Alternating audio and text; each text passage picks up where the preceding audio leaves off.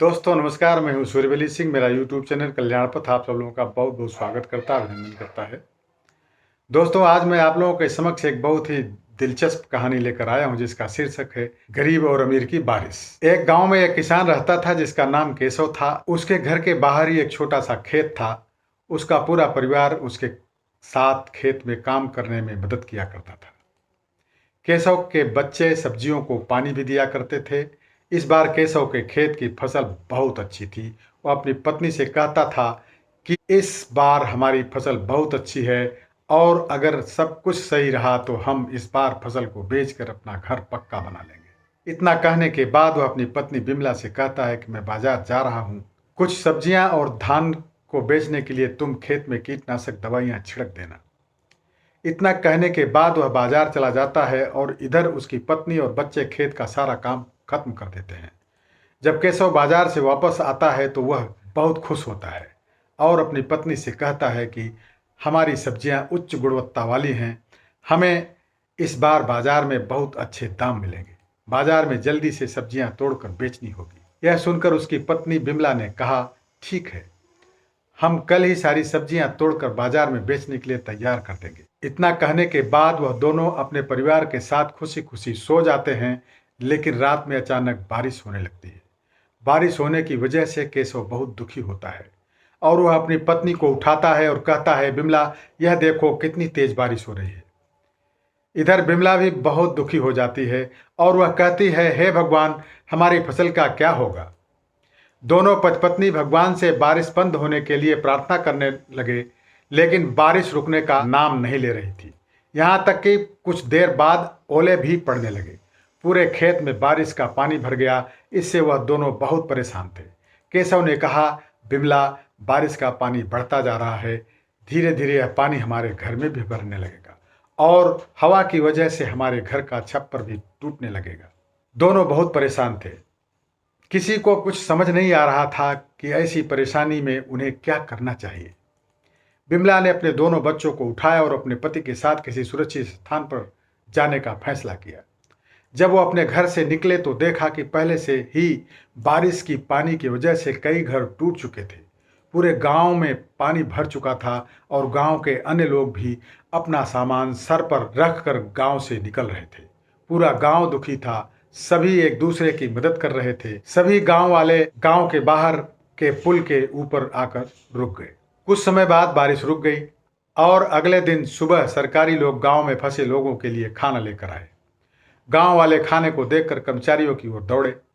केशव को भी खाने के कुछ पैकेट मिल गए थे। केशव ने वह खाने के पैकेट अपने बच्चों को खिला दिया और दोनों पति पत्नी भूखे रहे। अब गांव वालों को कुछ राहत सी महसूस होने लगी। अब उन्हें पूरी उम्मीद थी कि वह अपने गांव में लौट जाएंगे। लेकिन तभी थोड़ी देर बाद फिर से बारिश होना शुरू हो गई। इस बार बारिश बहुत देर से लगातार पड़ रही थी। पानी बढ़ता जा रहा था, जिसकी वजह से गांव में राहतकर्ता भी खाना लेकर नहीं आए थे। फिर केशव ने कहा कि इस बार हमारे गांव में सरकारी गाड़ियां खाना लेकर नहीं आएंगी। मैं खाना लेने के लिए गांव से बाहर जाता हूं, दूसरे गांव में। कुछ देर बाद केशव खाना लेकर बिमला और बच्चों के पास पहुंचा, लेकिन केशव के शरीर पर बहुत सारे चोट के निशान बने हुए थे, जिन्हें देखकर बिमला घबराते हुए बोली, यह सब कैसे हुआ। इस पर केशव ने कहा कि पास वाले गांव में सरकार मुफ्त में खाना बांट रही थी, जिसकी वजह से वहां पर बहुत भीड़ थी। मुझे खाना लेते हुए भीड़ में यह चोट लग गई। इतना सुनकर बिमला रोने लगी और कहने लगी, जो हाथ अनाज उगाते थे आज वह खुद अनाज के लिए परेशान है।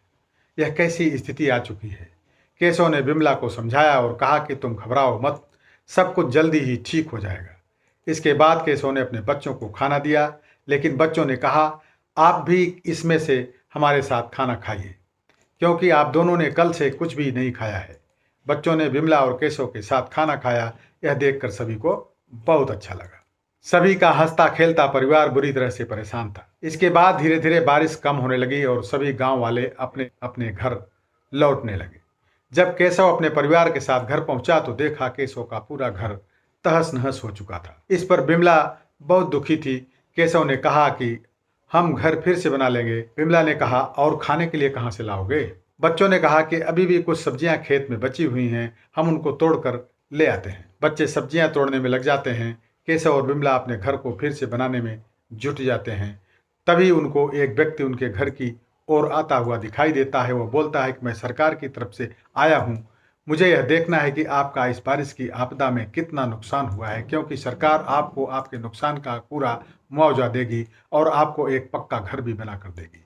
ऐसा सुनने के बाद बिमला को बहुत अच्छा लगा।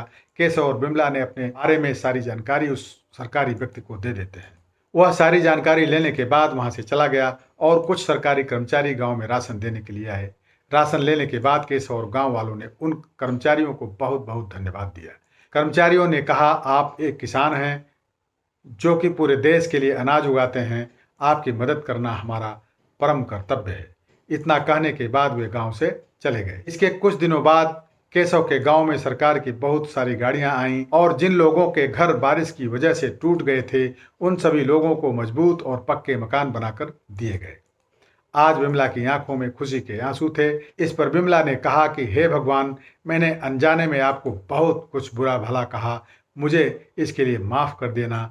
भगवान को धन्यवाद कहते हुए वो बहुत खुश हुई। केशव के परिवार को अंत में पक्का मकान भी मिल गया और आर्थिक मदद भी मिल गई। इसके बाद उन्होंने फिर से फसल उगाई। हालांकि बारिश का कहर केशव और पूरे गांव वालों पर बहुत बरपा, लेकिन अंत में सब कुछ ठीक हो गया और सभी गांव वाले बहुत खुश थे। दोस्तों, इस कहानी से हमें शिक्षा मिलती है कि जब अमीर लोग अपने पक्के घरों में बारिश का आनंद लेते रहते हैं, उस वक्त एक गरीब किसान अपने खेतों को बचाने के लिए भगवान से प्रार्थना करता रहता है। आज भी कई गांव ऐसे हैं जहां पर बारिश के कारण लोगों के घर टूट जाते हैं। तो दोस्तों, कहानी कैसी लगी कमेंट्स में अवश्य लिखिएगा और अपने यारों मित्रों दोस्तों को शेयर अवश्य कीजिएगा। कहानी को ध्यान से सुनने के लिए दोस्तों बहुत बहुत धन्यवाद।